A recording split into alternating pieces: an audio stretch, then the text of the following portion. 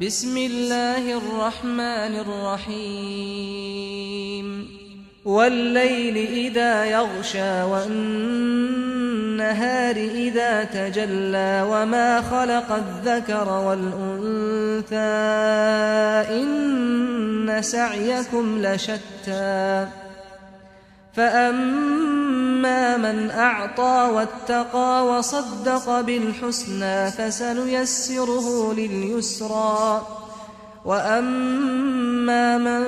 بخل واستغنى وكذب بالحسنى فسنيسره للعسرى وما يغني عنه ماله إذا تردى إن علينا للهدى وإن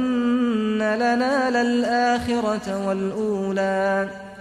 فأنذرتكم نارا تلظى لا يصلاها إلا الأشقى الذي كذب وتولى وسيجنبها الأتقى الذي يؤتي ماله يتزكى وما لأحد عنده من نعمة تجزى إلا ابتغاء وجه ربه الأعلى ولسوف يرضى.